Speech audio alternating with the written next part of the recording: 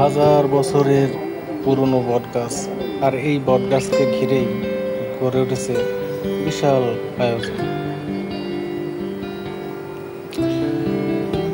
এখানকার মানুষেরা মনে করেন এই বটগাছের এখানে টাকা পয়সা দিয়ে মানত করলে সেই মানত বিফলে যায় না বলেই বিশ্বাস এখানকার মানুষের।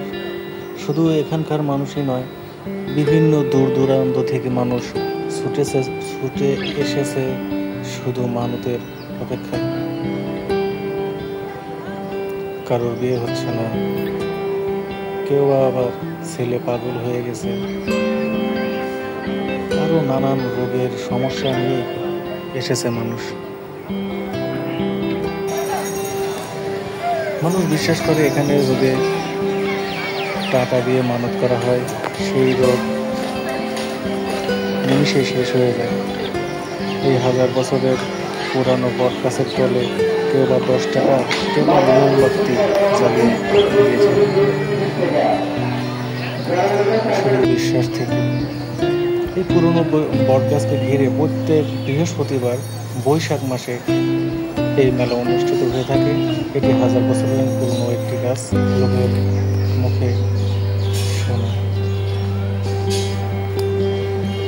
এখানে মানত করে অনেকেই, এই পাশেই একটি নদী আছে, সেই নদীতে মানুষ গোসল দিলে অনেক রোগ বালাই নাকি সেরে ওঠে, এটাই মানুষের বিশ্বাস।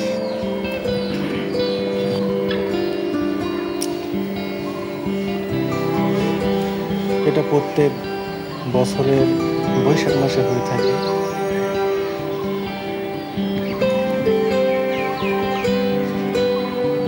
বটগাছটা অসম্ভব সুন্দর, অনেক বড় জায়গা নিয়ে বেড়ে উঠেছে।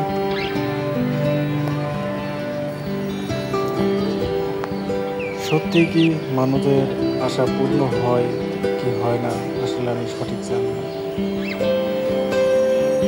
তবে এত বছরের পুরনো গাছ, মানুষের বিশ্বাস, আর সত্যিই যদি মানব পূরণ নাই হতো তাহলে কোনো মানুষই এই মেলাতে আসতো না। এটি একটি জাগ্রত মেলা। অনেক মানুষের ভিড় এখানে। শুধু বটগাছ এখানে এই মেলাটি প্রতি বছর হয়ে থাকে।